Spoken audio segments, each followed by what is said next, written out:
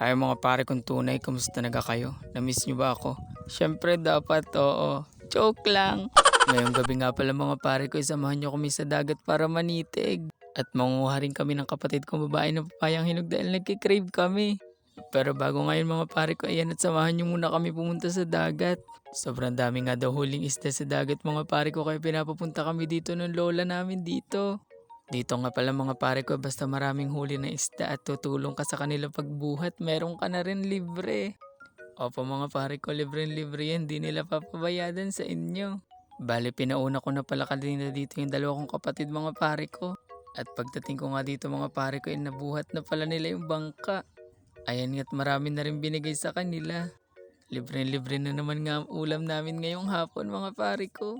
Kada may ganito nga pala sa dagat mga pare ko, yung dalawa kong kapatid lang ang pinapatulong ko. Paano ba naman inihiya nga ako? Fast forward nga mga pare ko, nakauwi na kami. At pagdating ko nga sa bahay, sabi sa akin ng kapatid kong babae, parang masarap yung papayang hinog na isawsaw sa suka. Nung pagkasabi niya nga nun mga pare ko, bigla rin ako nag-crave. Kaya naman yan at papunta kami dun sa Bumba dahil dun may 2 puno ng papaya. Kaso nga lang pagdating namin mga pare ko, wala pang hinog at puro hilaw pa. Kaya sabi ko sa kapatid ko, mga pare ko, dito kami sa kabila. Sobrang dami nga pala dito mga pare kong puno ng papaya.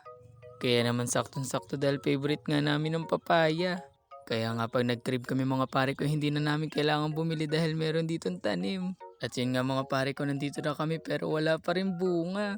At yung iba nga mga pare ko may bunga pero ang liliit pa. Kaya ringat na lang kami magtitingin sa likod ng bahay namin mga pare ko. Yeah! Yeah! Yeah! Yeah!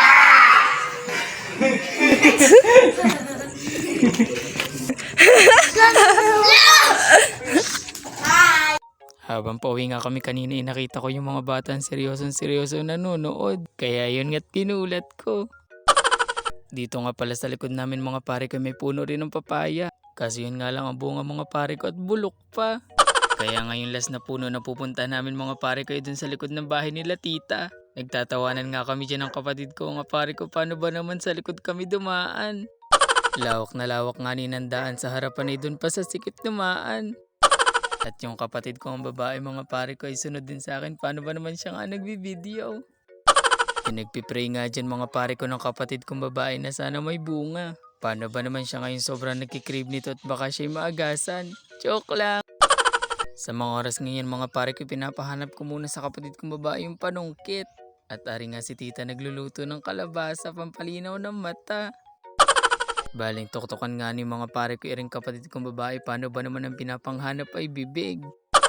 Niloloko ko nga siya mga pare ko na laking-laki ng mata hindi makita. Joke lang. At aringan si tita ay pinapahanap, siya naman pala nakakaalam kung saan nakalagay.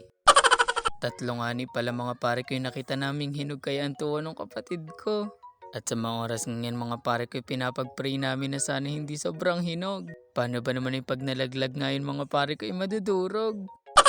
Sabi ko nga mga pare ko dyan sa kapatid ko, itutok yung flash ng camera sa taas. Paano ba naman na hindi ko nga nakikita at baka sa mukha ko lumaglag? At buti na nga lang mga pare ko, yung isa hindi nga sobrang hinog. At yung dalawa nga pala mga pare ko ay sobrang hinog na, kaya yan at nadurog. Sabi ko nga mga pare ko, ayos na nga rin lang yung isa at baka hindi namin maubos. At yan nga't may inabot pa si tita sa amin na ginataan saging. Napakasarap din talaga nito mga pare ko. At sa mga nakakain na nga nito mga pare ko, alam nilang masarap yan. Sa part ng yan mga pare ko, pinagtitripan ko na yung kapatid ko dahil doon na naman ulit kami dadaan sa sikip. Sunod ako sa inyo eh. Parang taka. Iba rin nga mga pare ko ang trip namin at dyan kami dumaan. Tawanan nga kami dyan ng tawanan mga pare ko. Sabi ko nga sa kanya dyan mga pare ko, ay magandang daanan yun kapag nahihiya kang dumaan dito sa harapan. Pagkadating nga namin dyan mga pare ko, ay nakalimutan pala naming humingi ng suka kay tita. Kaya ayan nga't babalik na naman kami. Pero sa mga oras ngayon mga pare ko, doon na kami dadaan sa harapan. Paano ba naman ay sumabit na nga yung pajama kanina ng kapatid ko sa alambre at muntik na siya mahubuan.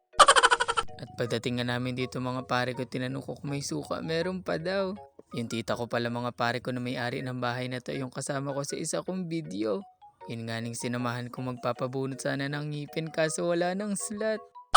At sa lahat nga ni ng kapatid na stepfather ko mga pare ko, ito yung pinaka-close namin. Paano ba naman ito ngayong ka-vibes namin? At pagdating nga namin mga pare ko, ayan at kinain na namin yung saging. Paano ba naman pag dumating nga yung dalawa naming kapatid ay maubusan pa kami? Ayun nga mga pare ko nga kayo at asubuan ko kayo.